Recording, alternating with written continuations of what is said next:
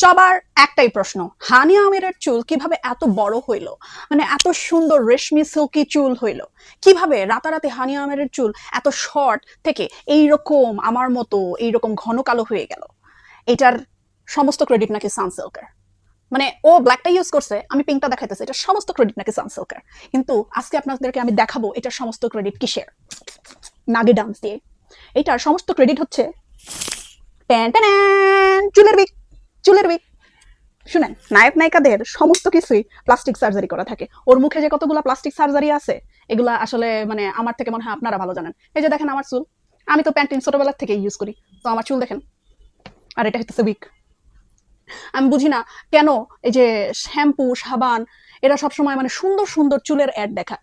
মানে এরকম ভাওতাবাজির দরকার কি? তারপর সাবান যখনই মানুষ দেয় তখন বলে ফর্সা হয়ে যায়, কেন ফর্সা না হয়ে দাগ ধাব্বে থাকলে সমস্যা কি?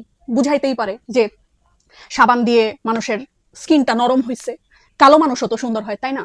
সবার চুল কি একদম স্ট্রেট থাকবে? একদম উইগের মতন সবার চুল কি একদম স্ট্রেট থাকে? এরকম ঘন কালো লম্বা চুল কি এরকম সবারই থাকে? কারো জিনগত প্রবলেম থাকে, কারো চুল কম থাকে, কারো চুল বেশি থাকে। এটা বুঝাইতে পারে যে শ্যাম্পু দিলে চুলটা আপনার ভালো মতো ক্লিন হবে, চুলটা ঝরঝরা হবে, চুলটা শাইনি হবে, চুল কম পড়বে, এটা বুঝা না। শ্যাম্পু দিলে আপনার চুল পড়বে না, একদম ঘন কালো লেশমি চুল ইমুনি মুনি মুনি মুনি হয়ে যাবো।